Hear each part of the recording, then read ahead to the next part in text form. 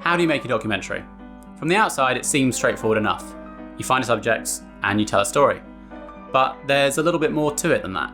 Hi Internet, my name's Scott Peters. I'm a director and cinematographer based in London, England. And today I wanted to talk about a feature-length documentary that I made, how I approached it, and the lessons I learnt along the way. I'm going to go into the finer detail on this one. So if you haven't got time to sit through the whole thing, make sure to use these chapter points. I'll leave links in the description below. At the start of 2016, off the back of a series of content I produced for a Canadian label with a very eclectic roster of artists, they asked me if I'd be interested in creating a feature-length documentary detailing the life story of their latest signing, classical singer Russell Watson. The documentary was to be aired on PBS in the States, going out as part of the marketing surrounding the cycle of the new album campaign. On the phone, the label told me his story is like Billy Elliot meets classical opera. I jumped at the opportunity.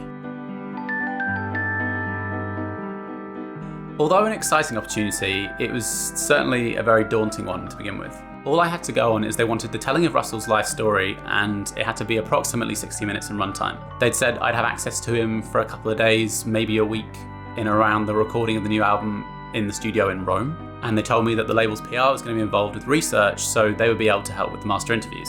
Not knowing much about the artist, I used Google to do what research I could ahead of meeting him in Rome, in an effort to learn a little bit about his history from perspectives other than his own.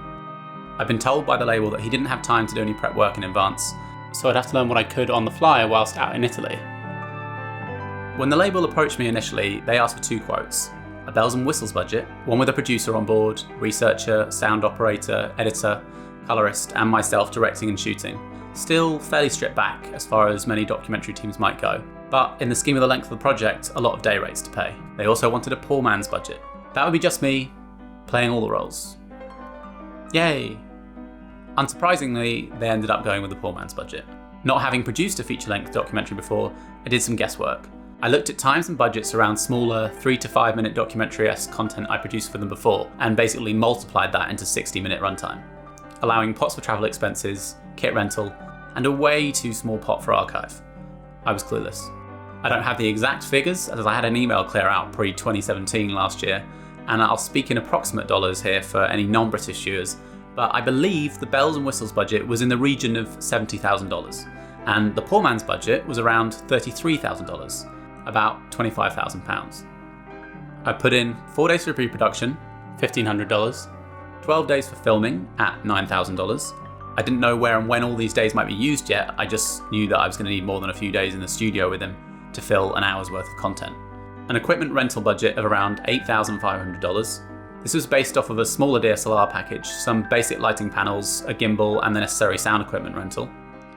A travel pot, just shy of $3,500 for hotels, flights, car rental, fuel allowance, food, and for some reason I included hard drives in this line too. An archive budget of only $2,000. I'd never worked with archive before, but I figured this could come in handy. 13 days editing, $8,500. What was I thinking? This was the budget approved by the label, and they agreed on me invoicing 50% up front in order to cover expenses and a little bit thereafter. This was not good budgeting. I'm not a producer by trade, and I'd never tackled anything of this scale before. We'll revisit this in lessons learnt. I have to admit, I did not put the planning into this part that I should have done. In more recent years, I have educated myself some on the art of storytelling and the narrative arc, but in 2016, I just made videos, and I hoped those videos would tell a story, but how they told that story was all kind of pieced together in the edit. I didn't give it too much foresight. After spending a week in Rome with Russell, I'd managed to grab a handful of nice candid moments. He wasn't often very inviting or accepting of me entering his personal space if he wasn't in the right mood. A lot of the time I had to consult with his management, who was also his sister.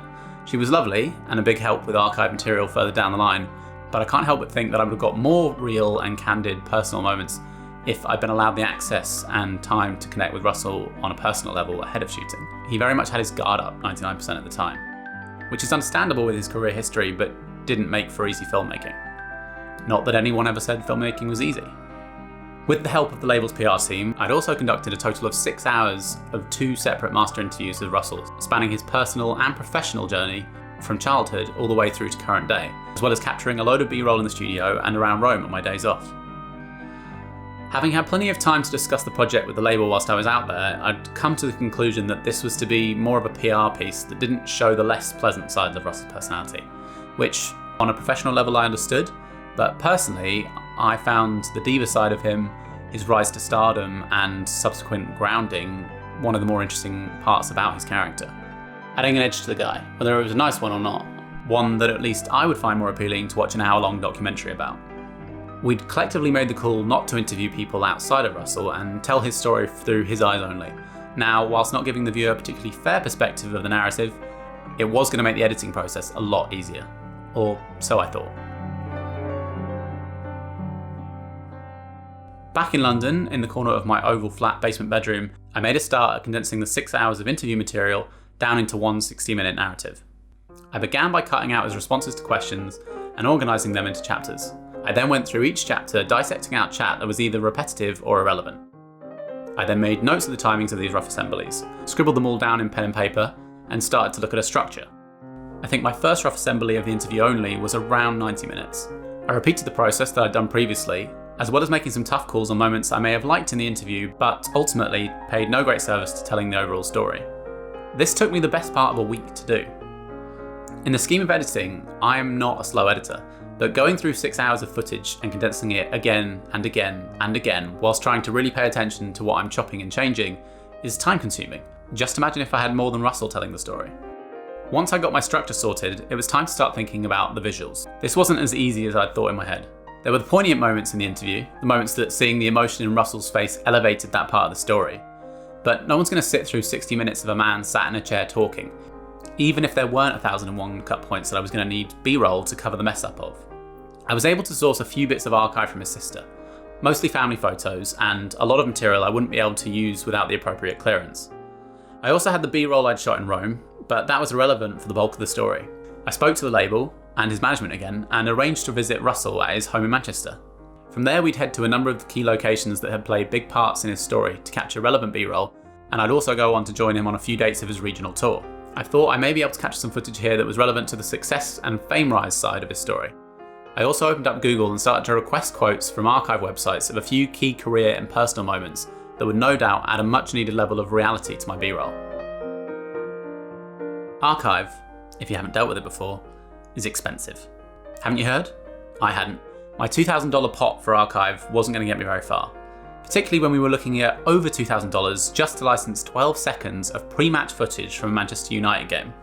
I tried negotiating with the archive librarians, figuring they'd rather make a sale than not make a sale, and did manage to get a lot of the quotes reduced, but even when I cut my requests right down, I was still looking at over $20,000 for less than 5 minutes worth of material, which was mostly awful quality news reports from the early noughties. I shared this news with the label only after I'd shared the first cut of the documentary, hoping that it would soften the blow of me announcing we would need a lot more money to clear the archive. Luckily, they were fans, and the additional budget was approved. I was hugely naive going into this. It's hard to believe that it was just 5 years ago. What did I learn? Well, first off, you can't really quantify how long something like this is going to take particularly easily.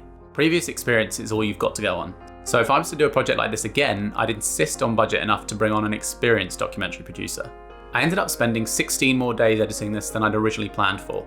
That's 29 days total, and they weren't short days. I should have been more demanding of the subject's cooperation. There's often a certain delicate approach when working with talent, and I think being nearly 30 years his junior probably added to the intimidation from his celebrity ego that he often carried with him. But I should have been more forceful, with the label, with his people, and with Russell directly. At the end of the day, he was just another human being, and his willingness to cooperate would have only resulted in a better product, therefore elevating him more. I didn't get it. Lastly, I should have stood up for both sides of the story, and argued the case for not always showing the subject in a glowing light, rather than just bowing down to the client. Yes, they were paying for it, and I'd agreed to do it, so at the end of the day, what they say goes, but I may have been able to bring them round to what could have made for a much more interesting narrative.